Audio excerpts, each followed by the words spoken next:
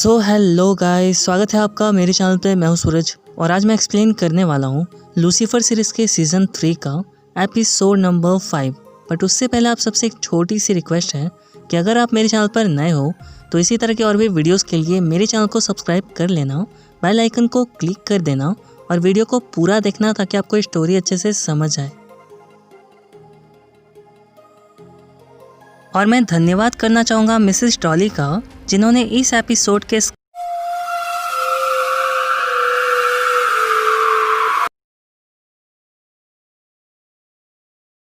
तो कहानी की शुरुआत होती है और हम एक बंदे को देखते हैं जो शेफ़ होता है और वो कुछ बनाने की तैयारी कर रहा होता है और हमें पता चलता है कि एक्चुअली में वो पुडिंग्स बना रहा होता है। और अगले ही सीन में हम देखते हैं एक सिक्योरिटी गार्ड को जो भागता हुआ आता है उस शेफ़ के किचन में और हम देखते हैं कि उस शेफ़ की डेड बॉडी एक बड़े से बॉल में पड़ी होती है। फिर हम देखते हैं डैन को, लूसीफर को और क्लोई को जो उसी क्राइम सीन पर होते हैं। ये पेशे से एक शेफ़ है और काफ़ी फेमस भी है। तभी क्लोई कहती है।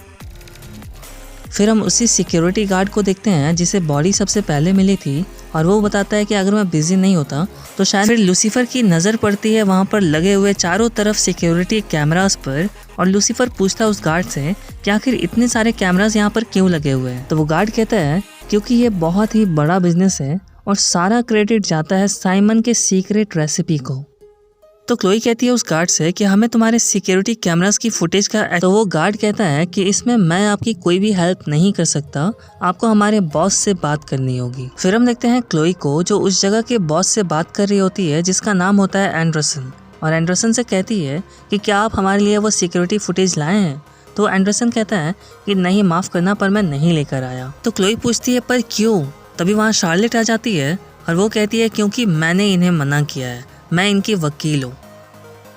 तो क्लोई कहती है शार्लेट से कि हम बस एज अ फ्रेंड उस फुटेज को देखना चाहते हैं क्योंकि हो सकता है कि उसमें। तो शार्लेट कहती है कि मैं आपको इजाज़त नहीं दे सकती क्योंकि आप सबको पता है कि उस फुटेज में साइमन की सीक्रेट रेसिपी है और अगर वो पब्लिकली रिवील्ड हो गई तो हमारी कंपनी को बहुत ही ज़्यादा नुकसान होगा, घाटा होगा। तो एंडरसन कहता है कि वैसे भी उसमें खूनी का चेहरा नहीं दिख रहा, किसी भी फ्रेम से नहीं दिख रहा। तो क्लोई कहती है कि फिर तो ये हमारे लिए एक क्लू है क्योंकि अंदर कहीं कोई आदमी हो सकता है जिसे कैमरे से कैसे बचना है पता हो।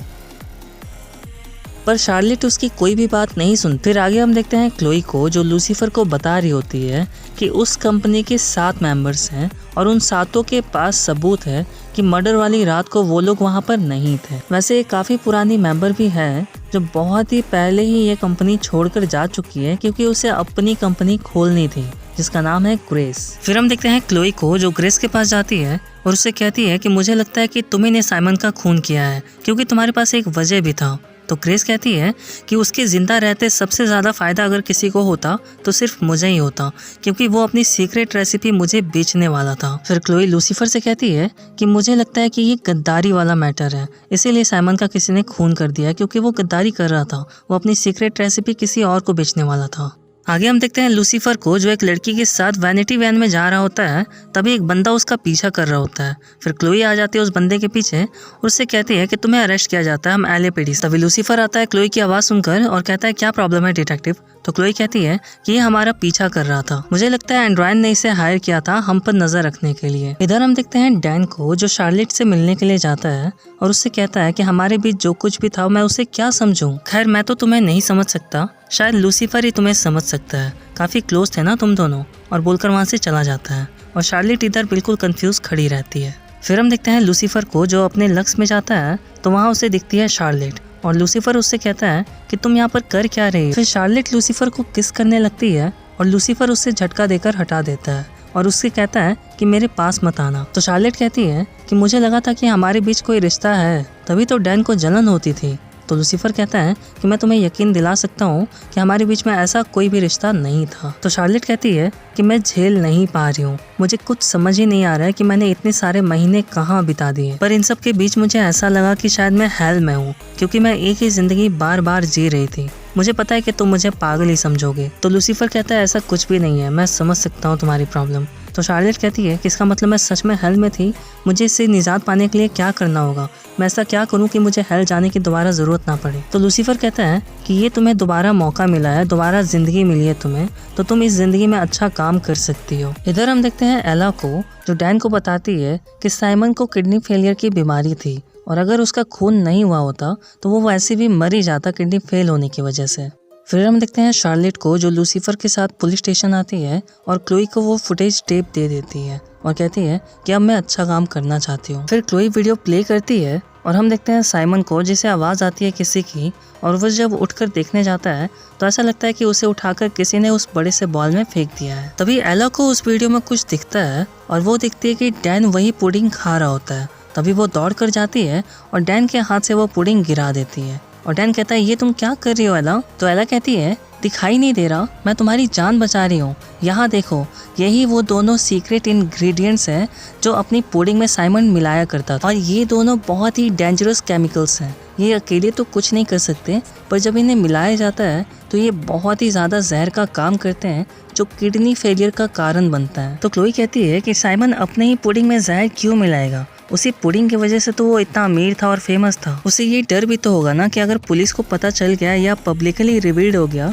तो उसकी ये लैब बंद भी हो सकती है। तब शार्लेट बताती है कि ऐसी बहुत सारी कार की कंपनीज हैं जिन्हें पता है कि उनके कार की एयरबैग्स खराब है, लेकिन फिर भी वो अपने कार सेल करते हैं, बस ये सोचकर कि अगर किसी को पता चल भी जाता है और हम पर केस होता भी है तो कुछ पैसे देकर तो हम छूट ही जाएंगे। फिर हम देखते हैं क्लोई को, जो उसी सिक्योरिटी गार्ड से पूछताछ कर रही होती है और उससे कहती है कि हमें पता चला है कि ये कंपनी किसी और कंपनी के साथ मर्ज होने वाली थी और अगर ये मर्ज नहीं होती तो तुम्हें अच्छी खासी मोटी रकम मिलने वाली थी। तो वो गार्ड कहता है कि आप दोनों को सच में लगता है कि मैंने उनका खून किया है, वो भी सिर्फ पैसों के लिए?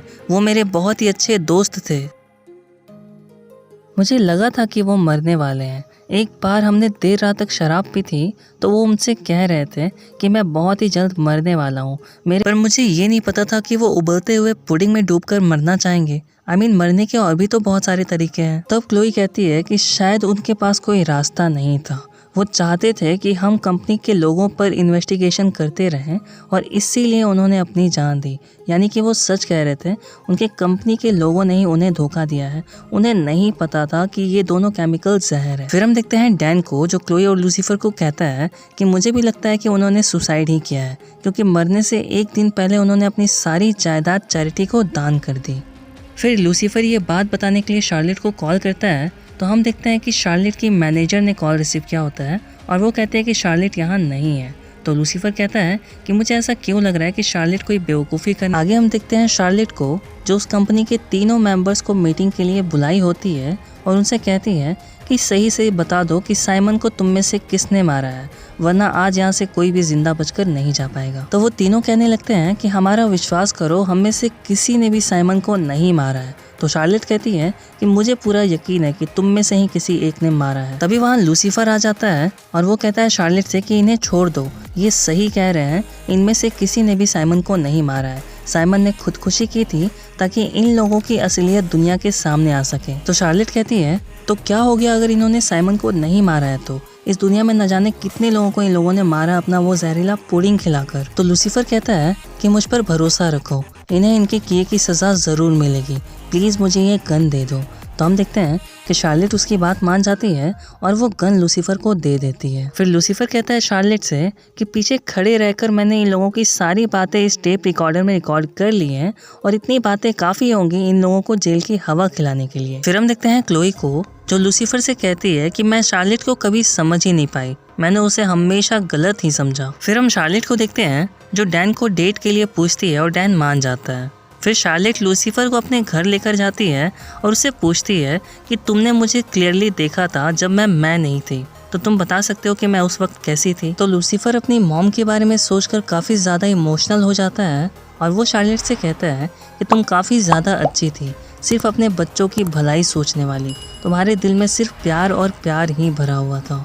और ये एपिसोड यहीं ख़त्म हो जाता है गाइस। मुझे पता है गाइस कि वीडियो काफ़ी ज़्यादा डिले हुई है और इसका सारा श्रेय जाता है मेरे फ़ोन को, क्योंकि ये इतना ज़्यादा हैंग कर रहा है कि जिस वीडियो को बनाने में मुझे 6 से 8 घंटे लगते थे, अब उसी वीडियो को बनाने में मुझे 8 से 12 घंटे लग रहे हैं। फिलहाल मुझे एक फ़ोन की बहुत ही ज़्यादा ज़रूरत है, पर अभी मेरी इतनी हैसियत नहीं है कि मैं एक नया फ़ोन अफोर्ड कर सकूं, और इसीलिए आप सबसे पहले ही माफ़ी मांगना चाहता हूं अगर वीडियो दोबारा से डिले होती है तो।